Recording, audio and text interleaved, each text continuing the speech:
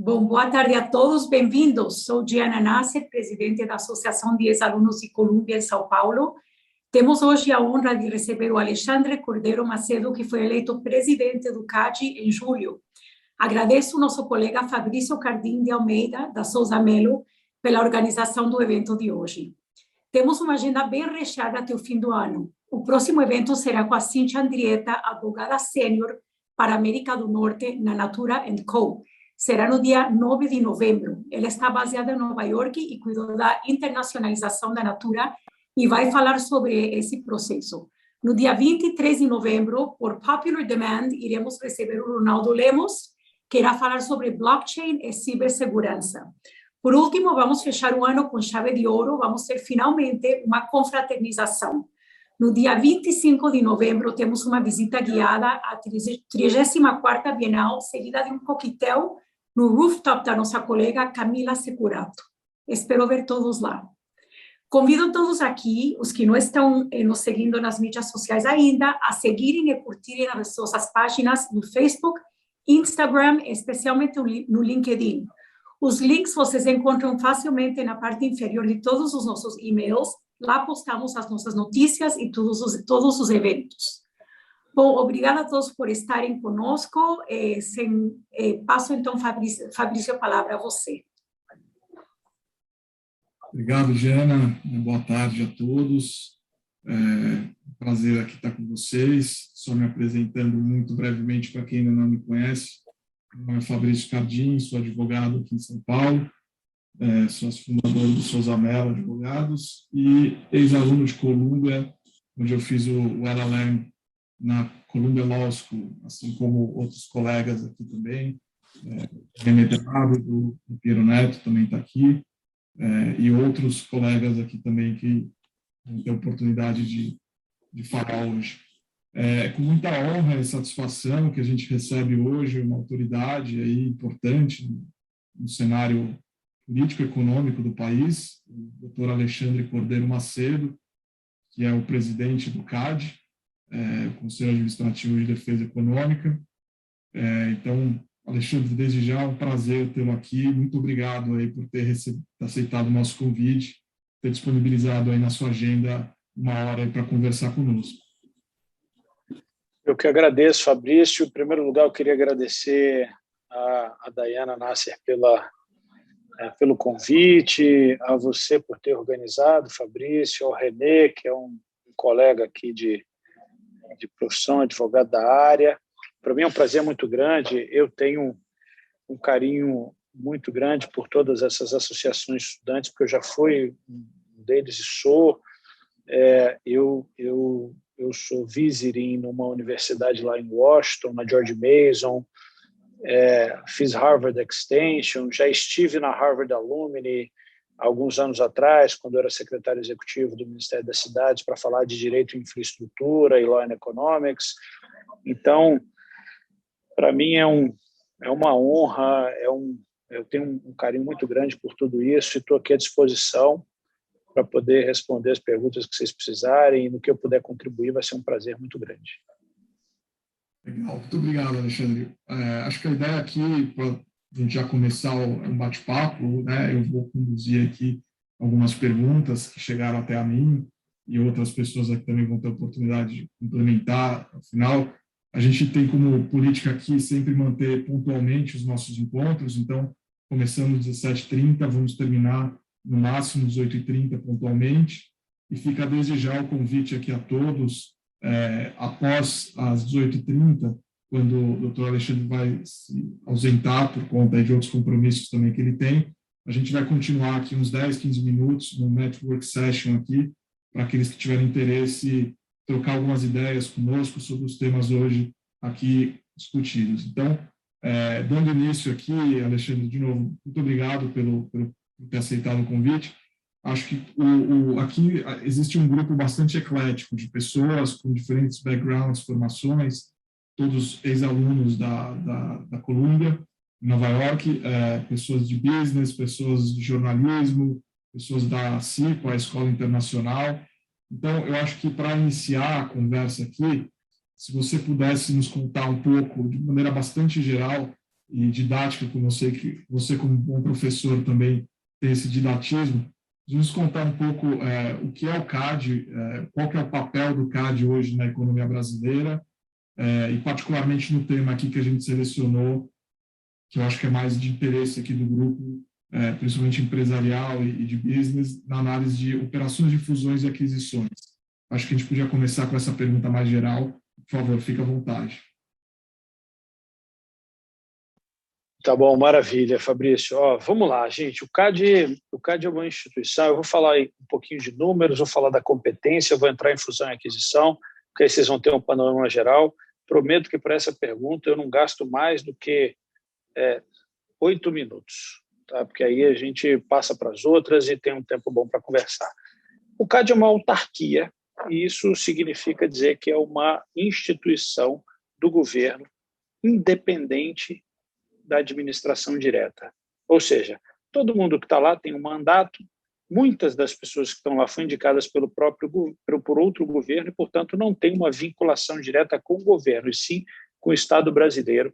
Isso dá uma característica de independência para a instituição. E o CAD tem uma competência transversal na economia brasileira. Isso significa dizer, e aí uma brincadeira minha, a gente cuida de pinico a bomba atômica. Ou seja, exemplo claro e em números, nos últimos 4 anos que eu estive na Superintendência Geral do CAD, eu analisei 1.900 mercados relevantes distintos, o que é uma coisa extraordinária, ou seja, é completamente transversal em todos os setores da economia brasileira. E a gente aprova, tem 2 funções importantes. Uma, cuidar de conduta, ou seja, é uma atividade repressiva, quando alguém comete algum ilícito anticompetitivo ou um ilícito econômico, o CAD tem a característica de processar e, eventualmente, se for comprovada a culpabilidade, punir essas condutas ilícitas. Condutas tipo cartel, indução de conduta comercial uniforme, cláusula de raio, fixação de preço de revenda, desconto condicionado e uma série de outros ilícitos que consta lá do parágrafo 3º do artigo 36, inciso 1 a 19 da Lei 12.529. Está lá. A outra função, que é a que vocês, de repente, têm mais interesse agora, é a função preventiva, de controle de estruturas, que é cuidar e analisar as fusões e aquisições que acontecem no país. E a gente faz uma média de 500 fusões por ano. Esse ano, inclusive, a gente está batendo recorde.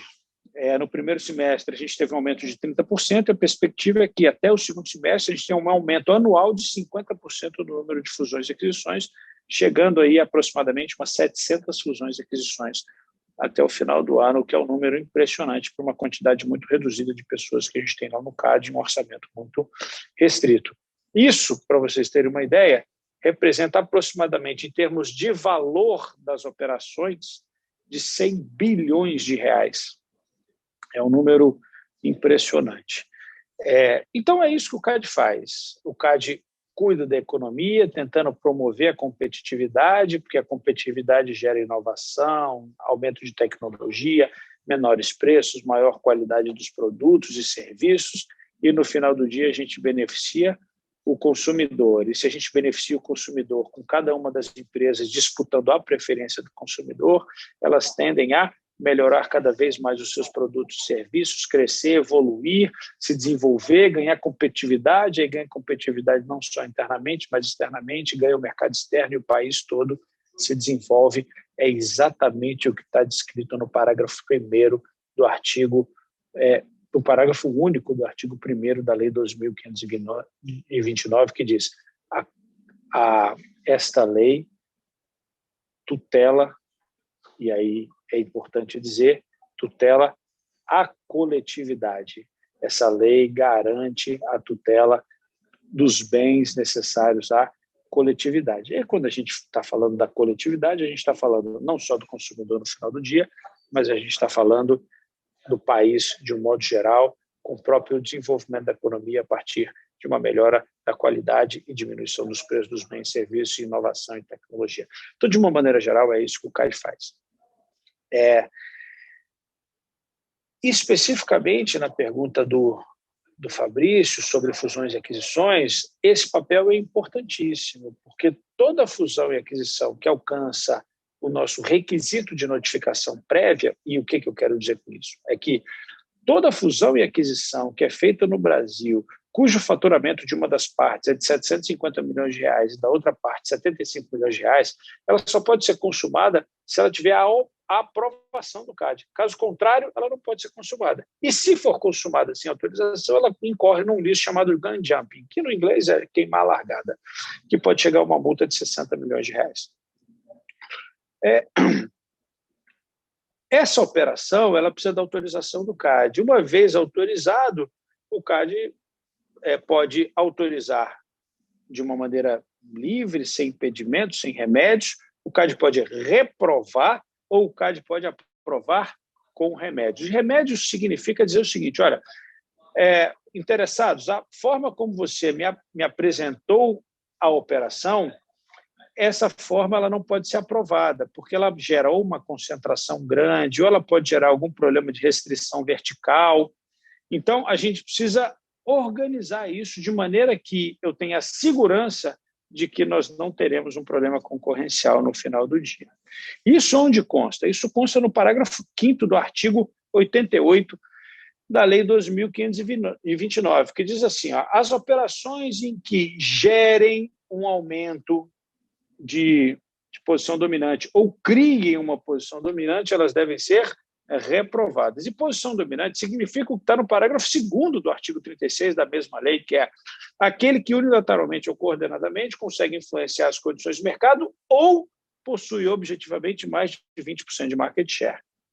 Então, olha só o que eu estou dizendo. Quando você tem uma empresa, eu já estou quase chegando nos meus 8 minutos, quando a gente chega numa operação em que ela aumenta uma posição dominante para cima de 20%, segundo o parágrafo 5º, ela deve ser reprovada. Mas aí vem o parágrafo 6º e diz o seguinte, essa operação pode ser aprovada, ela deve ser reprovada, desculpa, mas ela pode ser aprovada, segundo o parágrafo 6º, quando ela gera o que diz o inciso 1 e o inciso 2 desse mesmo parágrafo, quando ela gera eficiências. E eficiência significa economia de escala, economia de escopo, melhor qualidade de produto, inovação e tal. E, inciso 2, quando ela, ainda assim, todas essas eficiências podem ser refletidas ou transferidas para o consumidor. E aí, para a gente fazer essa análise de fusão e aquisição, a gente tem um guia, que chama o Guia Horizontal de Atos de Concentração do CAD, que são basicamente 5 passos para a análise da fusão e aquisição. O primeiro deles é a definição do mercado relevante. Eu preciso saber, aquela operação, o que está envolvido, o que é o mercado relevante, que tipo de produto nós estamos falando e que região nós estamos falando. E a gente usa, geralmente, o teste do monopolista hipotético, que é a menor região ou a menor cesta de produtos em que eu posso aumentar um SNP, que é um significant but not increase in price. Significant é um aumento, desculpa, estou confundindo o português com o inglês aqui, mas é um aumento de preço significativo, mas não desprezível, em que, e aí vou traduzir de uma maneira muito simples, em que eu faço o aumento desse preço, que em regra no CAD é de 5% a 10%, e que o empresário não perca lucratividade. O que isso quer dizer? Quer dizer que quando eu faço um SNP, um aumento desse preço, o empresário, quando ele não perde lucratividade, quer dizer que você define o mercado relevante de maneira que aquilo são os produtos dentro daquela cesta e ninguém está substituindo um produto por outro. Ou melhor, se eu tenho uma banana e maçã, uma empresa de banana comprando uma empresa de maçã, em que eu junto os 2 produtos e aquela é a cesta, quando eu faço um SNP aumento em 5%, se o empresário estiver perdendo lucratividade, quer dizer que alguém está comendo outra coisa, ou seja, em vez de comer banana e comer maçã, estão comendo mamão, por exemplo. E aí ele não é um monopolista, ele não tem posição dominante sobre aquilo, o mercado é mais abrangente. Aí eu preciso trazer para dentro daquela cesta um mamão. Aí eu trago mamão, é banana, maçã, mamão. Aí ainda faço um SNP de novo e eles continuam perdendo lucratividade. Quer dizer que quando eu aumento o preço, as pessoas deixam de comer aquela cesta e vão comer outra coisa, abacaxi. Aí eu trago o abacaxi. Quando eu trago o abacaxi, as pessoas... E aumento de novo, e aí ele não perde lucratividade. quer dizer que, de uma maneira muito singela, tá? O que eu estou dizendo aqui, ele tem domínio sobre aqueles produtos, ele consegue influenciar as condições de mercado. Isso é, sob o ponto de vista do produto, o mercado relevante. Então, é assim que eu defino o primeiro passo. O segundo passo é qual a concentração. Tudo bem, ele tem posição dominante, mas deixa eu ver a concentração. Ele pode ter 20%, 30%, 40%, 50%, 80%. Aí eu faço uma definição do mercado de relevante, depois eu vou para o nível de concentração. O quanto está concentrado esse mercado. Aí eu descubro, por exemplo, que ele tem uma concentração de 50%. Nossa, é grande, maravilha. Então, ele tem a possibilidade de reduzir a oferta, de aumentar o preço, de controlar o mercado. Tem 50%, você pode até fechar o mercado. Maravilha. Mas espera aí, será que ele pode mesmo? Ou esse número é apenas um número? Será que pelas características e condições daquele mercado ele pode efetivamente controlar o mercado? Aí a gente vai para o terceiro passo, que é a probabilidade de exercício de poder de mercado. E aí depende do nível de rivalidade, se aquele mercado tem ou não barreira à entrada, depende se aquele é um mercado de 2 lados ou de múltiplos lados, depende de uma série de coisas. De repente eu vejo que, apesar dele ter 50% de market share, ele não consegue aumentar o preço, porque eu tenho 0 de barreira de entrada. Quando ele aumenta o preço, vem um monte de gente e entra no mercado de novo, ele é obrigado a reduzir o preço. Então, isso é uma análise importantíssima a ser feita, né? Às vezes você tem um problema não só da barreira à entrada, mas de rivalidade. Você tem um mercado, por exemplo, que o cara tem 50%, mas você tem outros 2 players, um com 30% e outro com 20%. Então, você tem ali 3 empresas só naquele mercado, mas a rivalidade é enorme. Então, não é porque o mercado tem uma característica otimizada que ele é melhor. Dependendo do mercado, a característica dele já determina que ele é um oligopólio e, portanto, você tem poucos players. Mas o que importa não é você ter muitos ou poucos players. O que importa é você determinar um nível de rivalidade entre aqueles players. Então, isso é muito importante a analisar.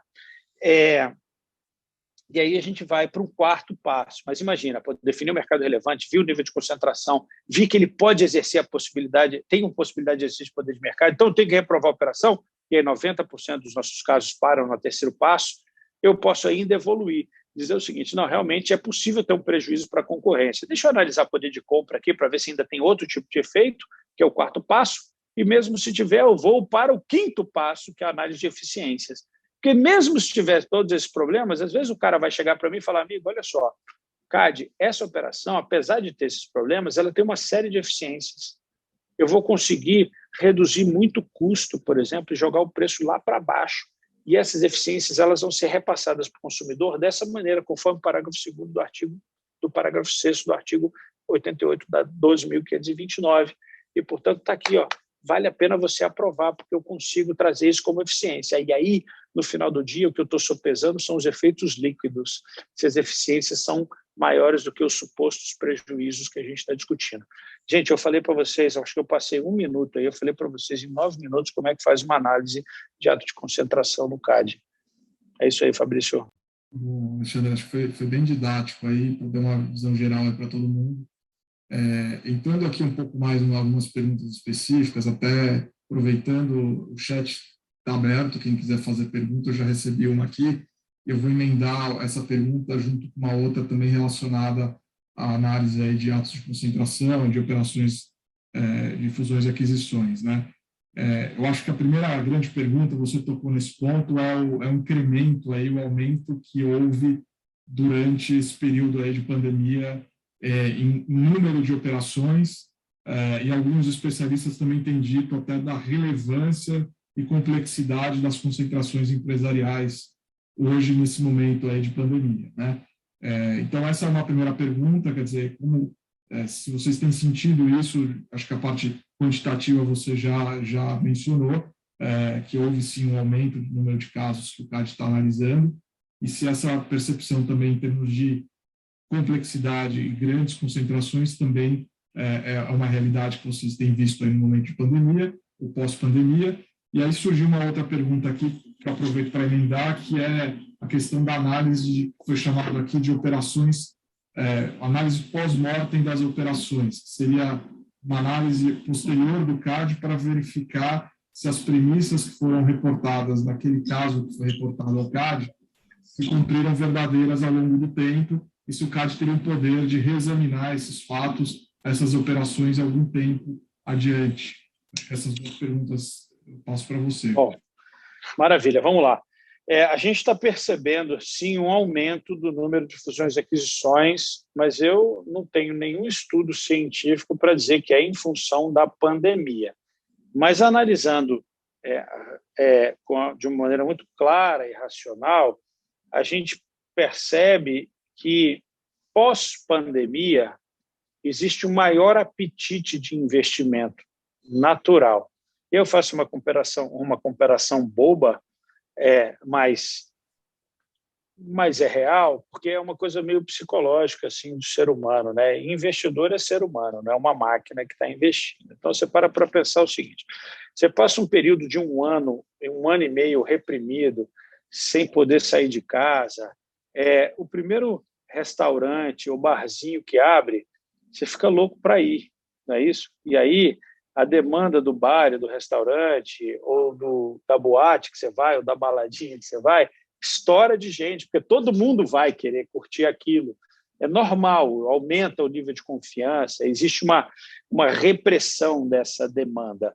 E eu não tenho dúvida que em 2020 foi um momento de muita insegurança, em que ninguém sabia como investir, o que ia acontecer, não só com o Brasil, mas com o mundo inteiro.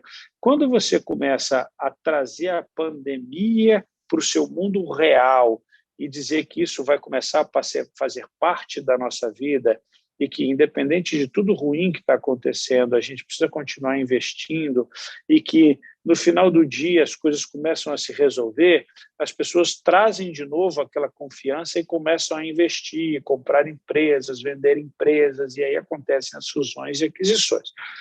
Então é o seguinte, por um lado, a gente percebe que mesmo em 2020, a gente não necessariamente diminuiu a quantidade, o número de fusões e aquisições, mas é porque esse número em 2020 podia ter sido maior do que foi. E muitas fusões que poderiam ter acontecido em 2020 estão acontecendo agora em 2021. Então, na minha visão, é isso que está acontecendo. Mas, Alexandre, de onde você tirou isso? Da minha cabeça. Não tem nenhum estudo científico, não tem nenhuma razão. É só a minha análise prática do que eu tenho visto nos últimos 7 anos que eu estou no CAD. Esse é um comportamento diferente. Mas você tem certeza disso? Não tenho, mas é a análise que eu faço. E é uma análise de quem está no CAD há 7 anos. Pode ser que ela tenha algum valor. E, se tiver, me parece que é isso, né? Eu acho que a economia está retomando a confiança, não só no Brasil, mas no mundo inteiro. As pessoas voltaram a investir e a evoluir em função de você entender que a pandemia não é que ela está chegando ao fim, mas, de alguma maneira, seja para o bem ou para o mal, ela está se estabilizando e fazendo parte da vida das pessoas. Isso faz com que as pessoas se acostumem, que as empresas se acostumem. Esse é um ponto. Bom, a segunda pergunta, Fabrício, foi se o CAD pode revisitar uma operação. Não foi isso que você perguntou? Bom, o CAD pode revisitar a operação, mas o cuidado que o CAD tem que ter é com a segurança jurídica. Eu não posso revisitar uma operação simplesmente porque eu quero revisitar uma operação. Tem que haver alguma coisa, tem que existir alguma coisa nessa operação que me mostre que eu tenho tomado uma decisão equivocada. Ou seja, a parte, de repente, me apresentou requisitos ou informações que me traga, que demonstre que aquelas informações foram equivocadas ou que elas não eram adequadas para o momento posterior, ou esconderam questões importantes em que, se a gente soubesse anteriormente, a gente teria tomado uma decisão diferente. Eu acho que a decisão do CAD para revisitar uma operação tem que ser baseada em informações equivocadas, informações ou omissão de informações. Eu acho que tem que ser assim. Caso contrário, se estava tudo na mesa, tudo claro, tudo muito transparente, e o CAD optou por uma opção, ele não pode simplesmente lá na frente dizer: eu me arrependi, agora reprovo a operação. Eu acho que esse é o pior sinal que se pode dar para o mercado. E vou além. Pode ser que aquelas pessoas que estavam no CAD no momento da aprovação da operação não estejam lá na frente no momento de uma revisão. Então, tem um elemento político e não técnico intrínseco a essa análise. Pode ser que o perfil das pessoas que estejam posteriormente no CAD sejam completamente diferentes. E nós estamos falando de um ato jurídico perfeito, de uma decisão administrativa passada em julgado. Ela não pode ser alterada facilmente. Há que se ter um respeito e uma reverência pelo que foi decidido pelas instituições. E isso gera segurança jurídica. Essa é a minha visão. Ótimo.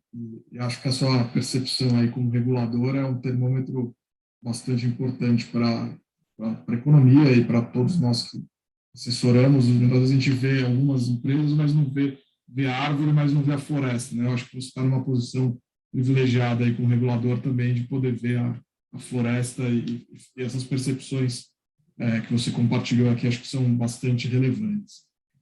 Mudando um pouco o assunto aqui, Alexandre, mas também relacionado, acho que mais para uma área internacional, talvez, que acho que é um tema que caro a todo mundo aqui que estudou em Colômbia, nos Estados Unidos e respirou antitrust nos Estados Unidos. Certamente todo mundo que teve, se não fez a matéria, teve algum contato com a matéria na faculdade, no college, em Colômbia. Hoje parece no mundo haver uma certa inflexão a repensar os fundamentos do direito antitrust, né? A Europa já vinha aí por esse caminho há alguns anos, usando ferramentas aí antitrust, de privacy, proteção de dados, e outras para, talvez até, alguns falam, uma cruzada contra big techs e outros grandes conglomerados. Mais recentemente, nos Estados Unidos, agora aí com a mudança da administração Biden, houve aí sinais claros recentes aí também de uma mudança de política, né, como todo, pelo menos do governo federal. E a gente tem em Colômbia, acho que dois grandes precursores aí desse movimento, o professor Tim Wu e a professora Lina Khan. Ambos lecionam em Colômbia, na Law School, matérias específicas, né, de antitrust, de mídia, a Khan com aulas de Law for Infrastructure and Industries, Anti-Monopoly Tradition, e eles também estão hoje em uma posição privilegiada, que muitos falam lá, de você dar a chave para o regulador, né, para o professor, para o acadêmico. Agora que você criou todas essas teorias, toma a chave do carro e dirige agora que você tem o volante na mão. Quer dizer, o Tim Wu está o presidente da section lá da White House para políticas de concorrência e tecnologia, e a Lina Khan como presidente do FTC.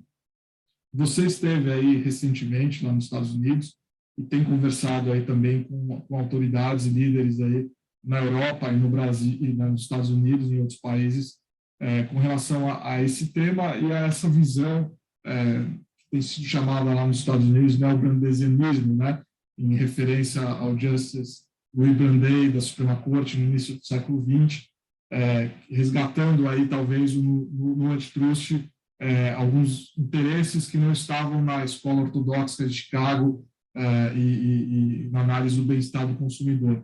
Então, a pergunta que eu faço aqui para você, bem objetiva aqui, em referência a todos, você acha que a escola de Colômbia vai ultrapassar a escola de Chicago dessa vez? Fabrício, essa pergunta é a pergunta do milhão, né? Vamos lá, eu tenho 10 formas ou 20 formas de responder essa sua pergunta. Eu posso ser um cara mais comedido, eu posso ser um cara mais agressivo, ou eu posso ser um meio termo nessa história. Eu vou responder, vocês me dizem o que vocês vão achar disso tudo. É o seguinte, Eu tive, inclusive, esses dias com a Lina, numa reunião com a Lina.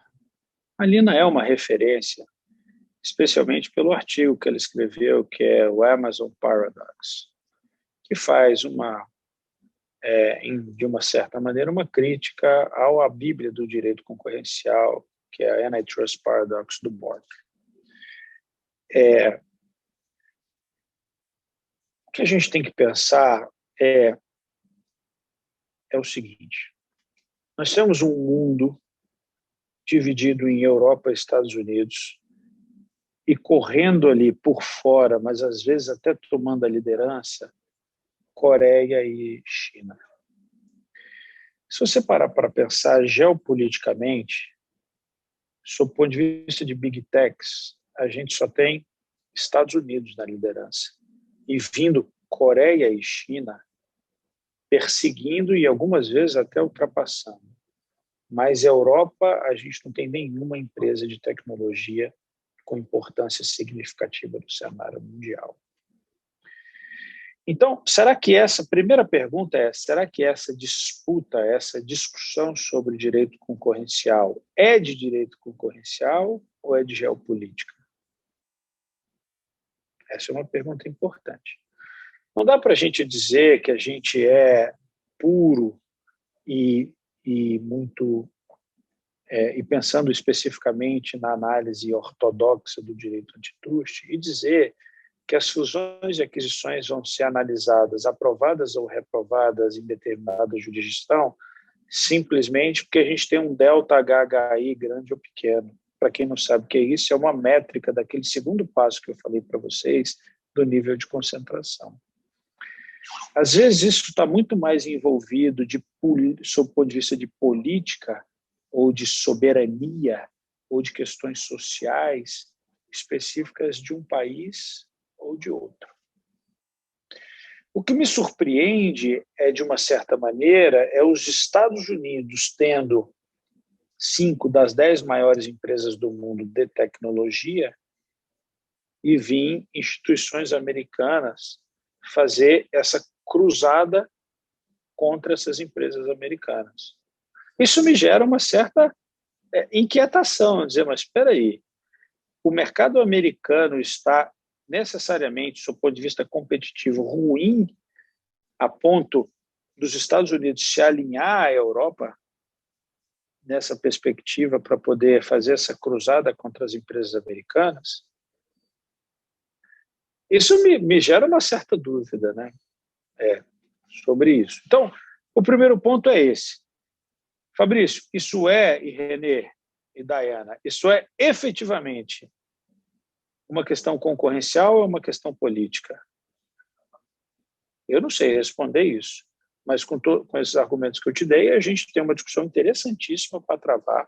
E haja vista o que aconteceu no caso Siemens e Alstom, em que a autoridade concorrencial europeia reprovou a operação e sofreu uma pressão muito grande dos governos francês e alemão, sob o ponto de vista de uma história de política industrial, de criação de campeões nacionais.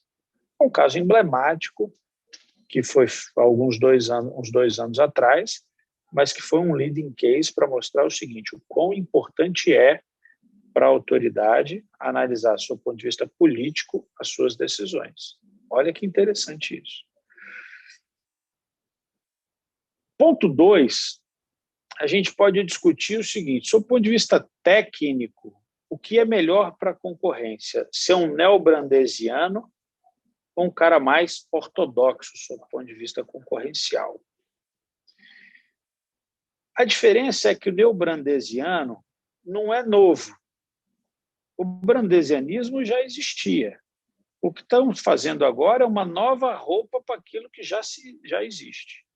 E uma nova roupa significa dizer o seguinte: espera aí, quando eu falo de neobrandesianismo, eu tenho que ter uma visão mais holística sobre o direito concorrencial. Eu preciso trazer questões que não são tratadas pela Escola de Chicago, como o welfare standard, a eficiência, o consumidor lá na ponta, e olhar a sociedade como um todo, trazendo questões políticas, sociais, ambientais, tributárias e trabalhistas para uma análise concorrencial. Eu tenho um problema em relação a isso. Qual é? É a dificuldade de, em uma decisão, eu tentar dar um texinismo adequado quando eu trago questões alheias ao direito antitruste. Na minha visão, eu posso abrir uma caixa de Pandora. Ou seja, as decisões serão mais subjetivas, elas serão mais etéreas e entrarão nas esferas de outras instituições. Isso eu posso ter um resultado positivo no primeiro momento, mas a médio e longo prazo eu posso ter até uma retração do enforcement da autoridade antitruste. E, na minha visão, isso só está sendo trazido para a autoridade antitruste nesse momento, porque todas as autoridades antitruste no mundo, as mais maduras, pelo menos, têm um alto grau de enforcement, mais do que qualquer outra instituição, seja ela ambiental, trabalhista, tributária. E problemas não resolvidos em outras instituições podem ser trazidos para dentro da autoridade antitruste com a discussão de que isso seria um problema de vantagem competitiva de um player em relação a outro. Isso é um problema gravíssimo. Isso que eu estou dizendo para vocês é o seguinte. Eu tenho, por exemplo, uma operação em que, juntando a empresa A com a empresa B, eu vou mandar, ou serão demitidas 7 mil ou 10 mil postos de trabalho serão eliminados. Isso, sob o ponto de vista concorrencial, não é um problema. Ao contrário, isso é uma eficiência. Veja, sobre o ponto de vista concorrencial, eu não estou, em momento algum, dizendo que isso é bom para um país ou que tem que mandar as pessoas embora. Ao contrário, eu estou dizendo que, sobre uma ótica concorrencial específica, isso é o que a gente chama de eficiência. Concorrencialmente, o cara vai reduzir custo, e reduzindo custo, ele fica mais competitivo. E ficando mais competitivo, ele pode reduzir o preço para o consumidor. Reduzindo o preço para o consumidor, quem se dá bem é o próprio consumidor. E aí todas as empresas outras que competem com ele vão ter que fazer a mesma coisa, senão elas saem do mercado. E aí ela fazendo a mesma coisa, ela também reduz o preço, ou ela tem que melhorar a qualidade do serviço. Isso gera um ciclo virtuoso em que quem é beneficiado é o consumidor, porque vai ter melhor produto com menor preço, e cada empresa disputando a vontade e a preferência do consumidor tende a gerar inovação, aumentar a tecnologia, e o país todo cresce com relação a isso. Isso chama welfare standard. É isso que eu estou dizendo. Mas quando eu barro uma fusão e uma aquisição porque ele vai mandar 10 mil pessoas embora, eu posso justamente inibir essa eficiência. Volto a dizer que o que eu estou dizendo é que mandar 10 mil pessoas embora pode ser um problema para o país. Mas não é um problema para a autoridade antitruste. Tem outras instituições que podem cuidar desses interesses de uma nação melhor do que a autoridade antitruste. Não só a questão trabalhista, mas a questão ambiental, a questão tributária. Nós não somos tão bons, isso nós, os antitrust guys, as pessoas do direito antitruste, nós não somos tão bons em resolver os problemas da humanidade como as pessoas pensam. Quanto mais a gente amplia esse leque, traz coisas que são alheias à nossa atribuição para dentro da nossa análise, maior o risco da gente intervir de maneira errada. E intervir de maneira errada significa a velha história do Estado intervir erroneamente na economia, em vez de corrigir uma falha de mercado, gerar uma falha de governo. Esse é o aspecto que eu estou dizendo. E isso é a discussão do mundo. Essa é a discussão que os Estados Unidos têm trazido e que a Europa também tem trazido. E a gente tem uma preocupação muito grande. Isso é o seguinte: em que momento intervir? E agora eu vou fazer um parêntese. Depois de tudo isso que eu falei, eu vou ter que fazer um parênteses dizendo o seguinte: o Brasil é diferente dos Estados Unidos e é diferente da Europa. O CAD tem atribuições distintas do FTC e do DIGICOM.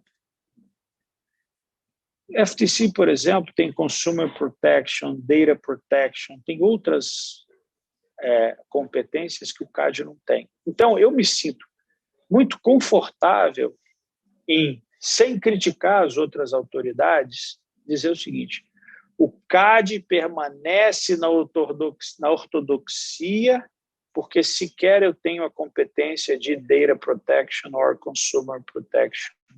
E a gente, para além de toda essa discussão, a gente vai continuar utilizando o Welfare Standard, porque, pelo menos, sob o ponto de vista de modelos econômicos, a gente ter alguma forma de mensurar aquilo que nós estamos discutindo sem ter que necessariamente abrir para uma discussão subjetiva que você não tem nenhuma comprovação científica do resultado disso. Agradeço, Alexandre, a enfrentar abertamente todos esses temas que são bastante complexos e acho que ninguém tem a resposta ainda, né?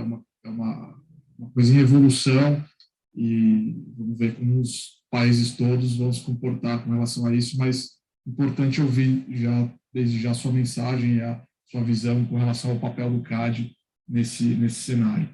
Eu vou passar a próxima pergunta para o René fazer. René, por favor. Obrigado, Fabrício. Obrigado pelo convite também de estar aqui, de fazer essas perguntas. Alexandre, obrigado por participar aqui do nosso evento.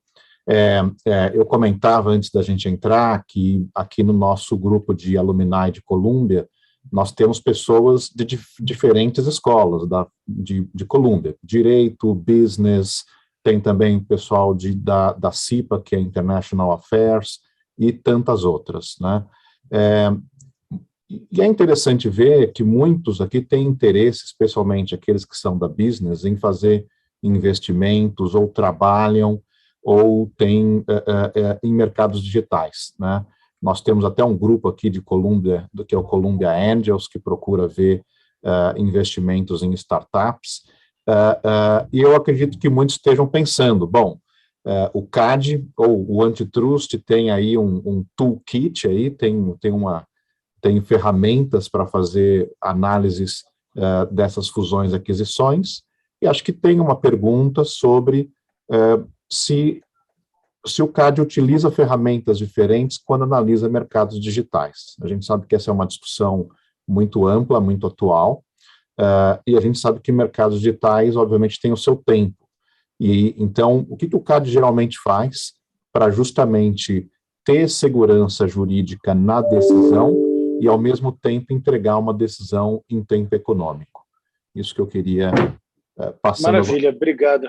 Obrigado, René, pela pergunta. Essa é uma pergunta interessantíssima, que todo mundo tem dito hoje, em todos os fóruns que você vai, que as ferramentas tradicionais do direito antitruste não podem ser utilizadas nesse mundo moderno, com a economia digital. Eu discordo. Eu acho que elas são válidas, podem ser usadas com as devidas adaptações. Não dá para a gente rasgar o passado, não dá para a gente esquecer tudo que foi feito. Mesmo porque não tem nenhuma ferramenta completamente nova ou inovadora que veio para revolucionar a análise do direito antitruste em economias digitais. Não existe isso.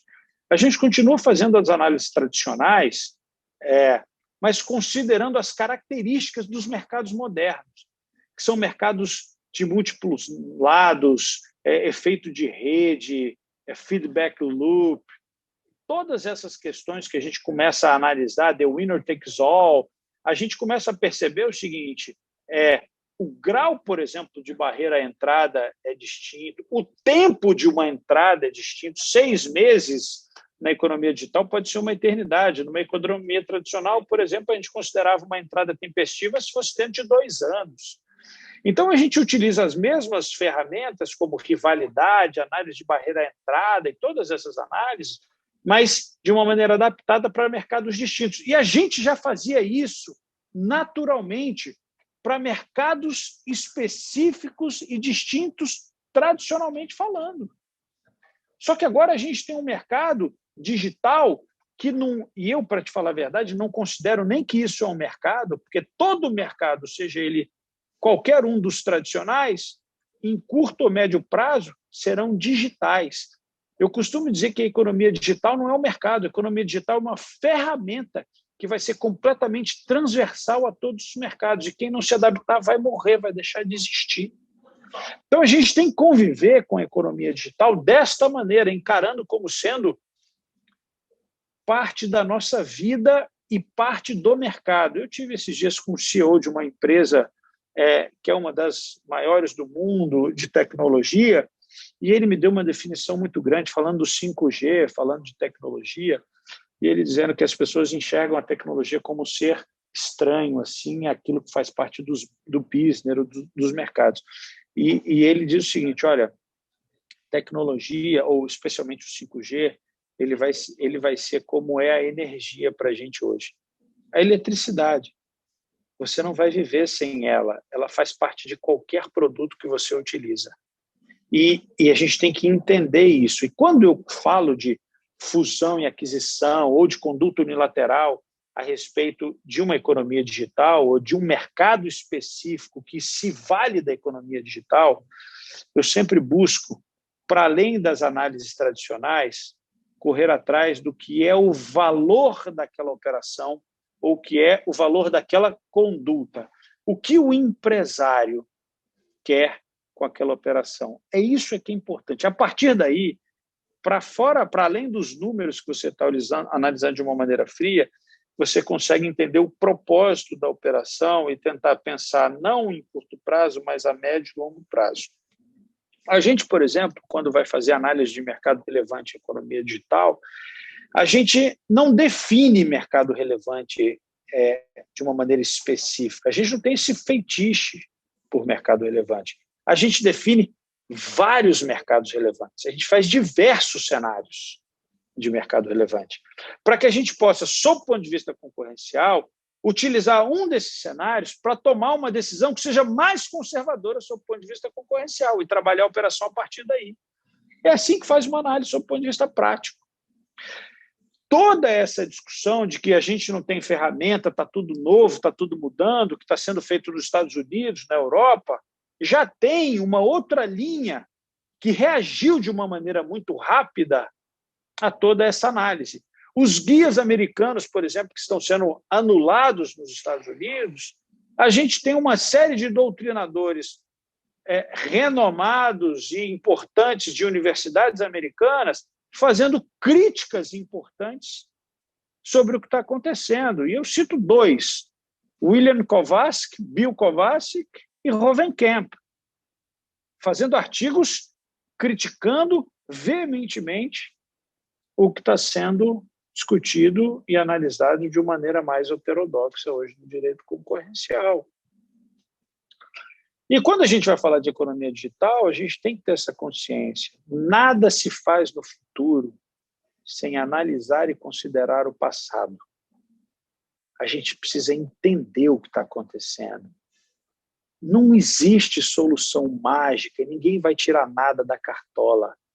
Eu vivo isso e respiro isso todo santo dia, há 7 anos.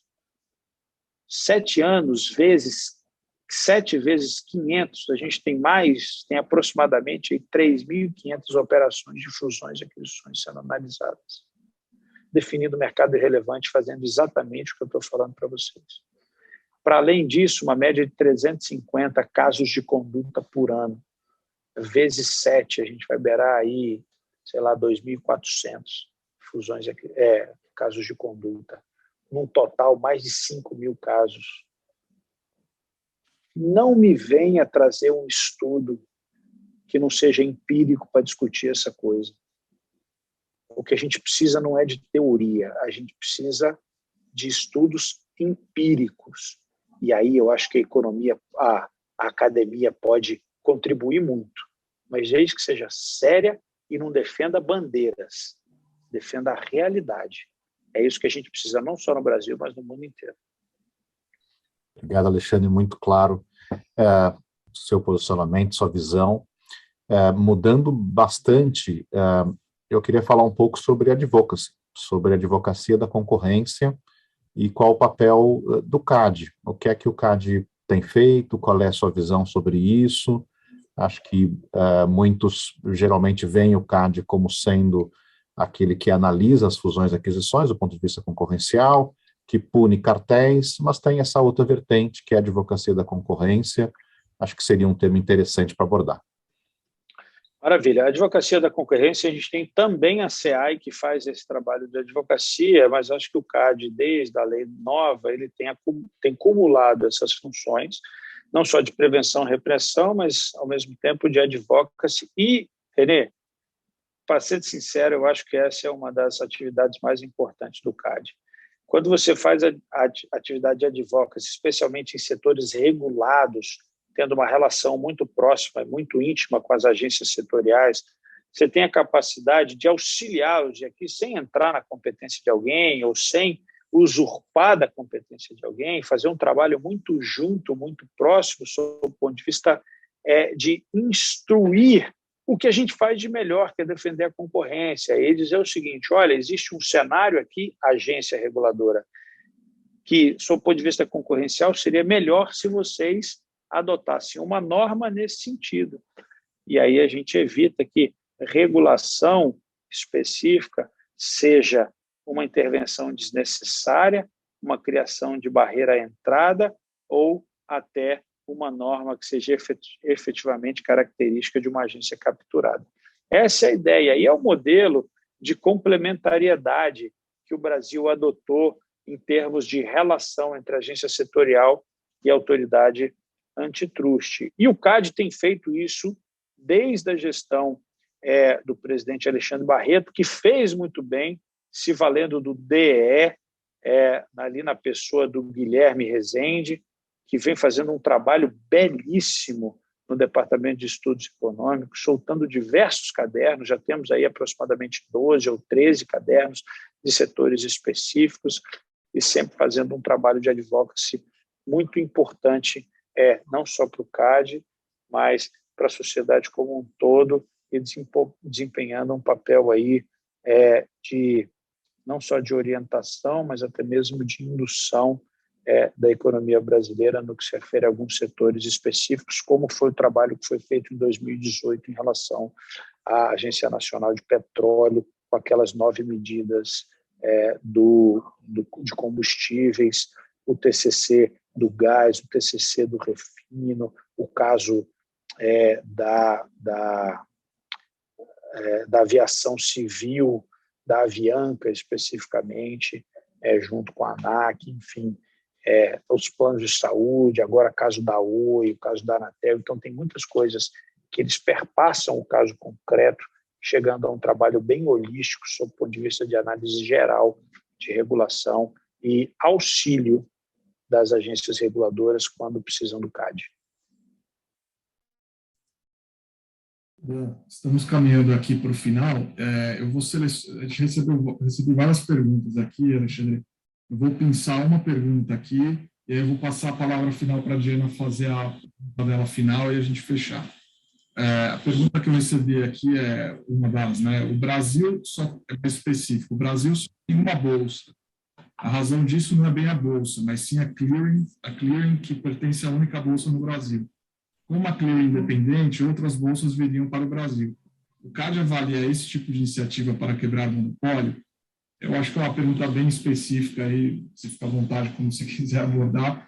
Só compartilhar aqui, que eu vou até colocar aqui uma notícia que eu li interessante lá dos Estados Unidos, agora uma tendência de uma análise que foi feita entre o IPO da Toast, essa semana lá em Nova York, e uma direct listing da empresa que chamava Amplitude. E aí eles estão comparando as análises de ter um lançamento de ações na bolsa ou diretamente ao mercado, e os prós e contras de uma análise ou de outra. Eu vou fazer essa pergunta geral, se você fica à vontade, se você quiser comentar ou não, e aí eu passo para a Diana a pergunta final que ela vai fazer. Tá. Não, claro que quero. Essa pergunta é interessantíssima e é uma pergunta que a gente se debruçou sobre esse caso especificamente, que é o caso da B3, quando a Bovespa comprou a CETIP. Tinha uma discussão paralela de um caso que estava sendo investigado, porque tinha uma nova entrante, né, no mercado brasileiro, de uma nova bolsa, que inclusive um dos acionistas dessa nova bolsa era a própria Bolsa de Nova York. E existia ali um caso de investigação no CAD, sobre uma possível criação de barreira à entrada, porque dentro dos níveis de uma bolsa você tinha a parte de negociação, a clearing e a depositária. E no benchmark, olha que interessante que a gente fez, no mundo inteiro, a gente percebeu que a parte de negociação era um pouco mais pulverizada, então você tinha outros players concorrendo. Na parte de clearing, o mundo inteiro é monopolista ou é um duopólio. Você não chega nem a ter 3. Esse é o normal de se ter, mas a maior parte era um próprio monopólio. Na depositária, então, nem se falava, porque acho que a gente, se não me engano, a gente não encontrou nenhum modelo no mundo em que você tinha mais de um player, pelo menos das economias mais tradicionais. E aí me vem a pergunta, espera aí, por que isso? Possivelmente, por conta da estrutura do mercado e sob o ponto de vista de tecnologia, ser mais fácil e ser mais eficiente você ter um ou dois players, seja na clearing ou na depositária, né? O que não pode ter é quando você tem uma nova bolsa, especialmente na parte de negociação, você não dar acesso para, entre aspas, a clearing e a depositária, sendo entendidas como a essential facility, não ser dado acesso aos novos entrantes.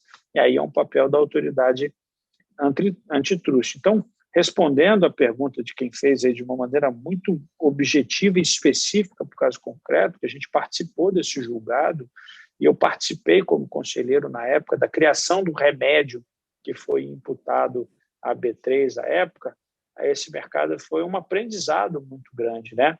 Agora, é possível que tecnologias novas surjam no Brasil a ponto de ser desnecessário, inclusive, uma clearing e uma depositária, né? Até sob o ponto de vista de segurança da negociação que está sendo feita. À medida que você tem novas tecnologias, requisitos sob o ponto de vista de segurança de tempos anteriores podem ser considerados desnecessários e, portanto, você tem uma abertura do mercado. Haja visto o que está acontecendo agora com as fintechs e com essa disputa no mercado financeiro que até alguns anos atrás era incontestável, mas agora a gente tem percebido uma disputa muito grande nesse mercado. E os bancos tradicionais sofrendo muito com essa competição, o que é muito salutar para o consumidor, não só brasileiro, mas mundial. Ok, Fabrício, faço a próxima pergunta. Ok, Alexandre, temos aqui uma pergunta do Michel Giulini, do Business, que fez Business School, e eu queria que ele mesmo fizesse a pergunta, mas não consegui contato aqui pelo chat. Em todo caso, eu que vou fazer. Talvez eu seja um dos poucos alunos de Colômbia que tenha tido experiência prática com o CAD. Mas ela salvou a minha empresa na época de uma concorrência desleal e abuso de poder econômico, porque a nossa concorrente multinacional da área de agrotóxicos tentava acabar conosco através de dumping. No meu entender, o papel das autoridades antitrust é fundamental para possibilitar uma economia de mercado sem que o capitalismo selvagem se aproprie do mercado e abuse do poder em benefício próprio. Ele diz aqui que ele tem a impressão que os órgãos antitrust nos Estados Unidos e na Europa têm atuado com muito menos firmeza nos últimos anos, o que possibilitou concentrações de poder econômico nada saudáveis, e ele dá como exemplo as aquisições do Facebook. Ele pergunta como o senhor vê a atuação e influência futura dos órgãos de defesa econômica no Brasil e nas grandes potências econômicas. Obrigado, Diana. Essa é uma pergunta bem complexa, inclusive tendo que falar de condutas de outras jurisdições. Assim. Então, na minha posição, eu tenho que tomar muito cuidado para poder dizer isso. Mas olha só, a análise concorrencial não é uma análise simples, é uma análise muito complexa, né? E lembre que a gente tenta proteger sempre o consumidor, mas é evidentemente que ninguém tem bola de cristal, né? Às vezes a análise ela considera variáveis ou modelos que não necessariamente vão refletir a realidade lá no futuro, e a gente acaba errando nas decisões, e a gente tem, a partir daí, mecanismos para tentar resolver esses problemas, né? Esse caso é um caso específico, por exemplo, a compra de uma empresa por outra que determinado momento acaba se tornando um monopólio, isso pode ser um problema. Ela pode ser um problema porque não necessariamente quem é grande é um problema. Não me importa o tamanho da empresa, o que me importa é o que ela faz com esse tamanho. O problema não é ter poder econômico, é o abuso do poder econômico. É aí que a autoridade antitruste tem que trabalhar. E esse é um ponto importante. Onde é que está a confusão nessa história? É que, será que nós temos capacidade, ferramentas, enforcement suficiente para, quando chegar num tamanho desse, com tanto poder, vir a autoridade e segurar essas condutas e limitar esse poder? Ou é melhor, como querem hoje várias das autoridades, regular preventivamente e não deixar que cresçam e cheguem a esse tamanho? O paradoxo na primeira hipótese, eu privilegio a eficiência, a inovação e trabalho repressivamente quando eu percebo um abuso de posição dominante. Na segunda hipótese, regular e tentar segurar de maneira preventiva, que pode ser que eu fazendo isso, eu crie um problema de inibição da inovação. É isso. Mas e aí, Alexandre, o que você acha? É difícil. Eu não tenho uma resposta exata sobre isso. Mas eu acho que, me parece que nós temos ferramentas suficientes para poder, a partir de um momento em que a gente perceba um abuso de posição dominante, a gente consiga aplicar as medidas necessárias para coibir esse abuso, seja por multa, ou seja até como nós temos na lei brasileira, a obrigação de que você divida a empresa, venda ativos, proíba de exercer, inclusive, o comércio. Isso é uma medida, sob o ponto de vista de enforcement, extremamente importante. Basta ter rule of law e, efetivamente, uma aplicação do que está disposto no regime legal. Obrigado, Alexandre. Eu concluí aqui agradecendo muito a sua participação, para a gente ficar aí no tempo. Eu sei que você tem outro compromisso na sequência, amanhã também tem sessão de julgamento para amanhã, né?